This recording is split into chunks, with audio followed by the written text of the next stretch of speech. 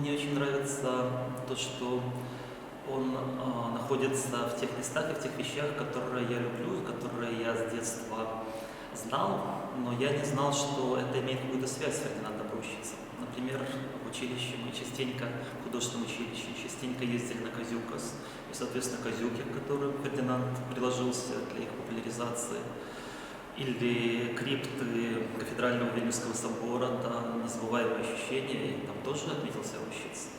Но если серьезно, совсем серьезно, то человек, который умудрялся активно себя проявить в 4 контекстах, аж в русском, соответственно, белорусском, разумеется, в польском, ну и, конечно же, литовском, да, и везде покинуть свой серьезный след в культуре, я имею в виду всех 4 народов. И это очень здорово быть настолько, не знаю, наверное, это про коммуникабельность, да, или про какое-то, ну, мне трудно подобрать слов, как бы, чтобы иметь столько много всего, чтобы разлить на 4 сосуда, по-моему, это просто здорово. Опять же, 2000-е годы, вероятно, 2000-й, 2002 это было время, когда были изданы на белорусском языке дневники Фердинанда Рощица. И это было очень сильное впечатление для меня. Ну, знаете, как в Facebook полистать живого человека, вот то же самое у Фердинанда, причем многих людей, ты знаешь, как будто лично из курса истории искусств, Уинджи, Шишкин. И вдруг такой живой, современный человек как-то с ними полемизирует, встречается. И это было круто. Да.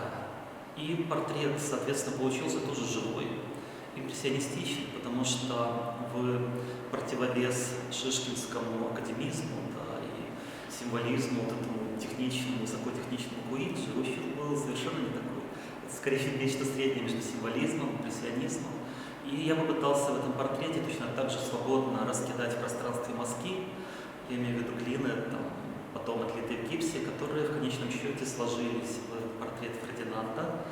И он остался в филиале Национального художественного музея в Гольшанах. Что с ним сейчас, я не знаю. Та инициатива создания мемориальной доски Фердинанду Рощицу исходила из Национального художественного музея, но и так как я уже сотрудничал с одним из его филиалов, да, и портрет Фердинанда Рощица, мой второй портрет, был выпускной работой в творческих мастерских живописи, графики, скульптуры, ну или аспирантуре Михаила Савицкого, как его называли неформально. Вот, я с удовольствием принял это предложение и сделал доску, которая нынче размещается на одном из домов улицы имени Фердинанда Рощица в городе Минске. Это, кажется, был 2004 год. Довольно торжественная история, потому что присутствовали деятели культуры Беларуси.